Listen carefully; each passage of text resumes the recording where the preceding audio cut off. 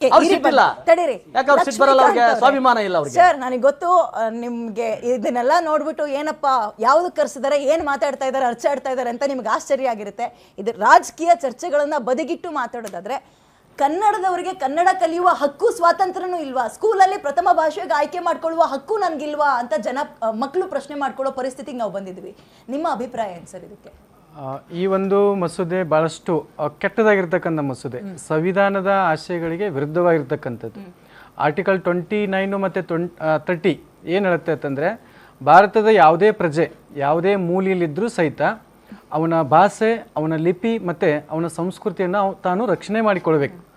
ಇದು ಸಂವಿಧಾನದ ಆಶೆಗೆ ವಿರುದ್ಧವಾಗಿರ್ತಕ್ಕಂಥದ್ದು. ಮತ್ತು ನಾವೆಲ್ಲ ಕನ್ನಡಿಗರು, ಆ ಪಾರ್ಟಿ ಈ ಪಾರ್ಟಿ ಅನ್ನೋಕ್ಕಿಂತ ನಾವೆಲ್ಲ ಕನ್ನಡಿಗರು ಇದನ್ನು ಭಾಳ ತೀವ್ರವಾಗಿ ಖಂಡಿಸಬೇಕು.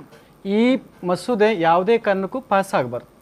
ಇಷ್ಟು ನಾವೇನು ಪಾತ್ರ ನೋಡ್ಕೋಬೇಕು ಮೇಡಮ್. ಓಕೆ, ಒಂದು 2 ನಿಮಿಷ ಇದ್ದಾಗ ರಾಜ್ಯದಲ್ಲಿ ಕೇಂದ್ರದಲ್ಲಿ ಇದು BJP ಸರ್ಕಾರ ಇದೆ, ಅವ್ರು ಗವರ್ನರ್ ಇದ್ದಾರೆ.